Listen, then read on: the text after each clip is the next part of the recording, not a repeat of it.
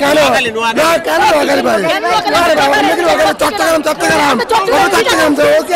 আমরা সাইবুদ্দিন হচ্ছে ফেনীর, তাহলে আমরা তাকে নোয়াখালীতে চাই, যেহেতু ফেনী আর নোয়াখালী একদম কাছে আছে, তাই ফেনীর মানুষ নোয়াখালীতে যাবে। সাইবুদ্দিনকে আমরা নোয়াখালীতে চাই, নোয়াখালী এক্সপ্রেস।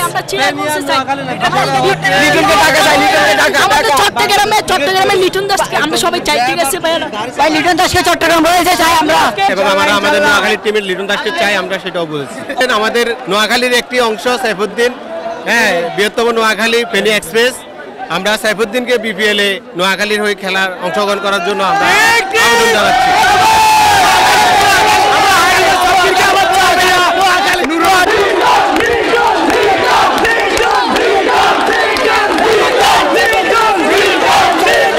ম্যাচ শেষে আমরা দর্শকদের কাছে জানতে চেয়েছিলাম ম্যাচ সম্পর্কে, কিন্তু এই ম্যাচের জয় পরাজয় ছাপিয়ে মূল আলোচনা ছিল বিপিএল।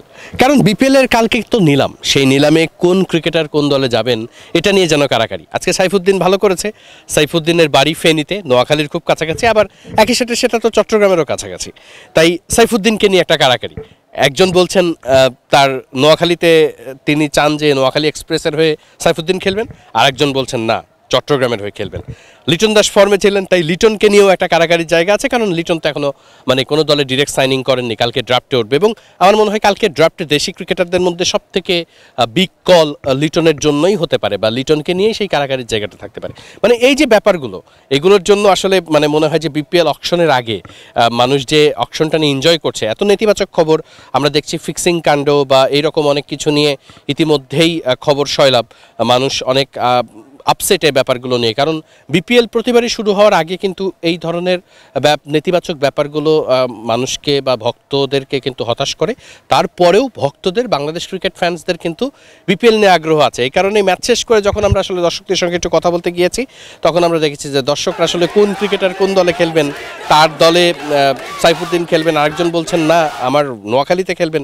এই যে একটা যুদ্ধের মতো, এটাই আসলে প্রমাণ করে যে বিপিএল এর ক্রেজ কতটা, বিপিএল অকশনের ক্রেজ কতটা। এবং আমার কাছে মনে হয় যে বাংলাদেশ ক্রিকেটের যে অনেক বড় শক্তির জায়গাগুলো, তার মধ্যে এটা খুবই গুরুত্বপূর্ণ একটা শক্তির জায়গা, যে দর্শকরা এত কিছুর মধ্যেও, এত নেগেটিভিটির মধ্যেও, হ্যাঁ তারা মাঠে অনেক গালাগালিও করে, অনেক কিছুই করে যেটা আসলে ঠিক না, তারপরেও তারা আসলে মাঠের ক্রিকেটে, মাঠের সাপোর্ট থেকে শুরু করে ওই বিপিএল উন্মাদনা বা বাংলাদেশ ক্রিকেটের উন্মাদনা ধরে রাখতে কিন্তু তারাই সব থেকে বড় ভূমিকা পালন করছে। চট্টগ্রামের সাগরিকার স্টেডিয়াম থেকে ওয়াহিদ মুরাদ, মিডফিল্ড।